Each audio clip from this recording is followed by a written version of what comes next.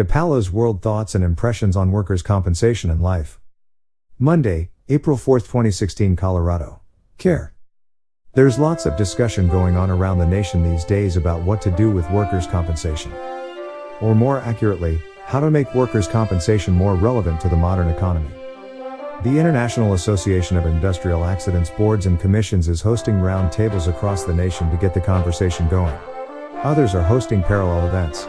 The concern is that work comp no longer serves its stated purpose of providing job injury protection to workers at a reasonable cost to business. There have also been several attempts over the past couple of decades to unify work comp with the overall healthcare system. The argument is logical, at the base is just medical care, so why are there so many different silos providing it? Colorado has been the vanguard of progressive, liberal, policies. The people of the Centennial State thumbed the feds with regards to marijuana, and now they are about to show the rest of the nation how health care should be provided. On the ballot for November is the Colorado voter initiative that would create ColoradoCare, which would pay for medical treatment provided to all residents of the state, including those who are hurt on the job.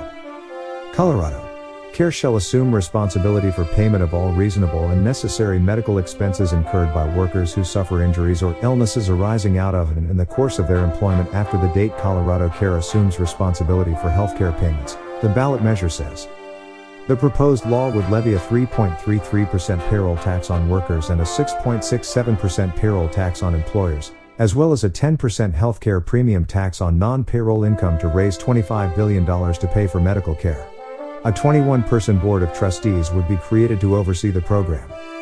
Employers would still have to carry some kind of workers' compensation insurance coverage to provide indemnity benefits. That's a detail that initiative proponents say would be left to lawmakers to figure out. Their singular goal is to consolidate healthcare and eliminate the myriad of silos that create delay, confusion and ultimately healthcare consumer angst. Tony Gallardi, Colorado State Director for the National Federation of Independent Business, told Work Comp Central, "I don't think the general population even has a clue of what this would mean for workers' comp." Well, the general population has no idea what work comp even is in the first place, and that plays well into the hands of initiative proponents.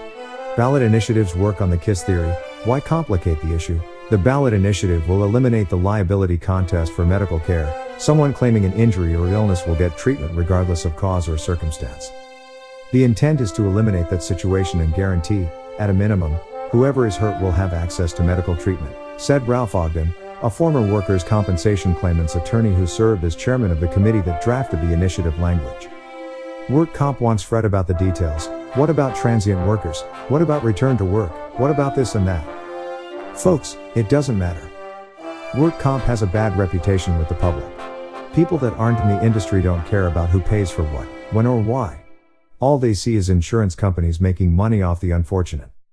They know the stories that have been published in the general media about people hurt at work that can't get the medical care that is supposedly due them. At the base, political level, the proposal for ColoradoCare is very simple. Citizens get medical care regardless of cause or circumstance. That's a very tough message to defeat. I predict the measure will pass, and Colorado, again, will be a proving ground for liberal nose-thumbing of the establishment. And if it works, work comp will be forever changed.